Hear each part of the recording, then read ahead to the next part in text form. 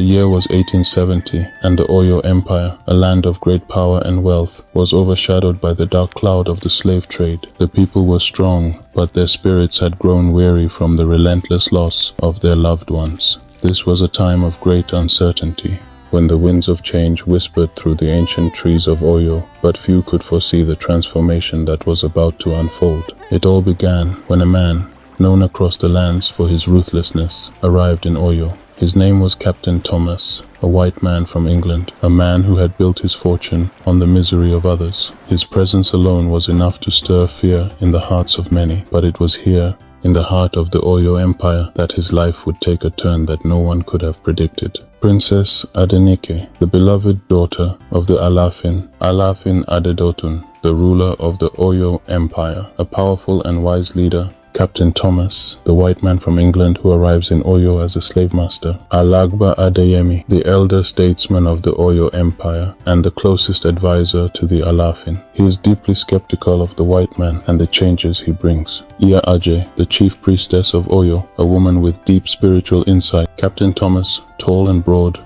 with eyes as cold as the northern seas, stood in the bustling market square of Oyo. His arrival had caused quite a stir, and whispers followed him as he made his way to the palace of Alafin Adedotun, the ruler of this proud empire. It was here, standing at the gates of the palace, that his eyes first met those of Princess Adenike, the daughter of the Alafin. Who is she? Adenike was unlike any woman he had ever seen. Her beauty was undeniable, but it was the strength in her gaze that held him captive. She was dressed in the rich fabrics of her people, her head held high, and her presence commanded respect. You must be the white man they speak of, the one who trades in lives. What brings you to Oyo? Captain Thomas, taken aback by her directness, struggled to find his words. He had met many women in his life, but none had ever spoken to him with such confidence. I am here to discuss trade with your father, the Alafin, but I did not expect to find such strength in a princess. Oyo is not like the places you've been. White man, our strength is our people. Remember that. As the princess turned and walked back into the palace, Captain Thomas felt a strange stirring in his chest, something he hadn't felt in years. Little did he know, this would be the beginning of a journey that would change not just his life, but the future of Oyo itself. Days turned into weeks, and Captain Thomas found himself spending more time at the palace, discussing trade with Alafin Adedotun. But it wasn't the trade that drew him there, it was the princess. Every moment he could steal away to speak with her, he did. Their conversations began with cautious politeness, but soon grew deeper, touching on subjects neither had expected to share. One evening, as the sun set over the vast plains of Oyo, they found themselves alone in the palace gardens. Tell me, Captain, what is it like where you come from? Is it true what they say, that your people have no respect for others' lives? It is true.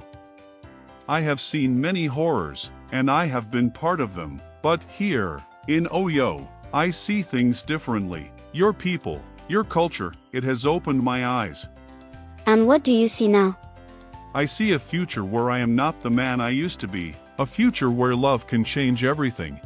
For the first time in a long while, Captain Thomas spoke from the heart, and as he did, he felt the coldness that had once defined him begin to melt away, but their growing bond did not go unnoticed. Back in the heart of the palace, Alagba Adeyemi, the elder statesman of Oyo and the closest advisor to Alafin Adedotun, had grown increasingly concerned about the relationship between the princess and the white man.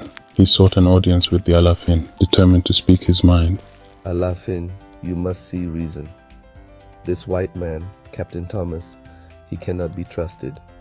His heart is hardened by the suffering he has caused. I understand your concerns, Adeyemi, but my daughter sees something in him that we do not. Perhaps it is not just his heart that has been hardened, but his soul that seeks redemption. Redemption is not so easily found. Be careful, Alafin, so that this does not bring destruction to Oyo. I will watch closely, my old friend, but let us not forget that love can be a powerful force, even for the most lost among us. Despite his friend's warnings, the Alafin could not bring himself to deny his daughter the happiness she so clearly found in the company of Captain Thomas. But the seeds of doubt had been planted, and the future of this unexpected union hung in the balance. As time went on, Captain Thomas found himself struggling with the weight of his conscience. The man who had once prided himself on his ruthlessness now found that he could no longer stomach the life he had led. One night, under the light of a full moon, he sought out Princess Adenike in the quiet of the palace gardens, determined to unburden his soul. My princess, I can no longer live this life. I cannot trade in the lives of your people. I have seen the pain in their eyes, and I know that I am part of that suffering. And what will you do, Thomas? Will you leave this life behind? Will you fight against those who brought you here? Yes, I will do whatever it takes to end this trade, to bring peace to your people. I will stand by your side, if you will have me. I will.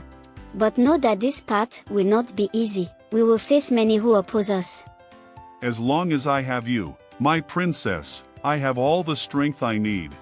And so, with that vow, Captain Thomas began to turn away from the life he had known. But the challenges they would face were only beginning. As the bond between Captain Thomas and Princess Adenike grew stronger, word of their relationship spread through the empire. Some were outraged, others were curious, but it was Iya Aje, the chief priestess of Oyo, who spoke with the wisdom of the gods. She sought out Alafin Adedotun, knowing that he needed to hear the will of the divine.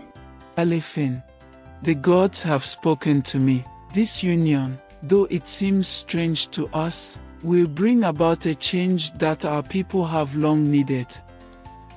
What do the gods say, Iyaje? Will this man bring peace or war to Oyo? He will bring peace, but only if we allow love to guide us. The slave trade will end, and our people will be free. This is the will of the gods. Then it shall be so. Let this marriage take place, and may it bring the change that we all seek. With the blessing of the gods and the Alafin, the stage was set for a union that would not only change the lives of Captain Thomas and Princess Adenike, but also the future of the Oyo Empire. The day of the wedding dawned bright and clear, a day that would be remembered in Oyo for generations to come. The palace was adorned with the finest decorations, and people from all corners of the empire gathered to witness the union of Princess Adenike and Captain Thomas. As the ceremony began, the air was thick with anticipation, and all eyes were on the couple as they stood before the people. With this vow, I renounce my past. I pledge to protect you, to honor you, and to stand with your people against all who seek to harm them. My people shall be your people, and your people shall be my people. Your gods shall be my gods. And with this vow, I accept you, Thomas. Not as the man you were, but as the man you have become. Together, we will build a future of peace and love for our people. Perhaps I was wrong. Perhaps love truly can change the world. Let this union be a symbol of hope of a new beginning for Oyo. May the gods bless this marriage and bring an end to the darkness that has long plagued our land. And so, the union of Captain Thomas and Princess Adenike was sealed not just with words, but with the hopes and dreams of an entire empire. True to the prophecy of Iya Aje, the marriage marked the beginning of the end for the slave trade in Oyo. Captain Thomas used his influence to forge new alliances, ones built on trade and mutual respect rather than human suffering. Now 130 years passed, and the story of Captain Thomas and Princess Adenike became legend, told and retold throughout the Oyo Empire. Their love had not only saved them, but had also saved their people from the horrors of the past. The slave trade, which had once cast a long shadow over the land, was no more, replaced by a future of peace and prosperity. The people of Oyo, who had once feared the white man, now saw him as one of their own.